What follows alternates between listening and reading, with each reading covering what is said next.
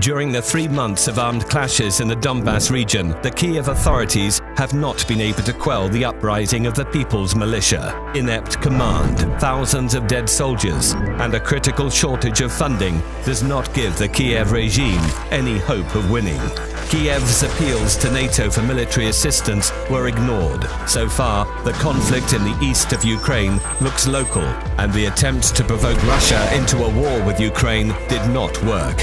The next attempt from Kiev was the shooting down by the Ukrainian military of a civilian aircraft. The responsibility for this terrible tragedy, even without having started an investigation, was put upon Russia, which supports the People's Militia.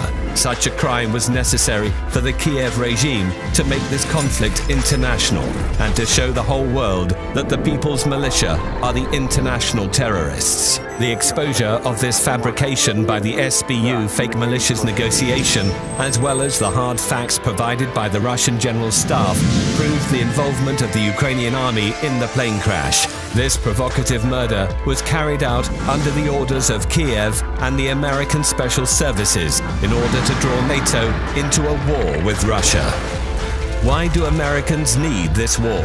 For improving their economic position, just as they did in the First and the Second World Wars. The accusation of Russian aggression allows countries to impose sanctions on it, freeze assets of the Russian structures, causing the write-off of hundreds of billions of dollars, and ease the heavy debt burden of the United States. Broken economic relations with Russia are going to aggravate the condition of the European economy and weaken its position in competition with America.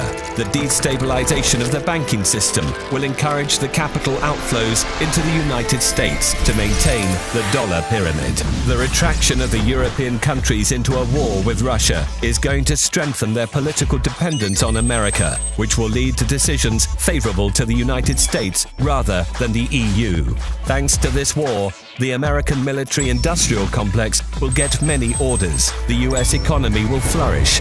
Meanwhile, weakened by the war, Russia will be easier to control, as it used to be in the dashing 90s. Thus, after destroying the main competitors on the world's arena, America will get a strategic advantage in the fight for global leadership with China. In contrast to the EU and Russia's collapsed economy and piles of corpses, Americans will stay as winners. The war on foreign grounds is what has saved the economy of the United States more than once. It's safe to say that Ukraine will not stop the genocide of the Russian population, and their provocations will become even more horrifying.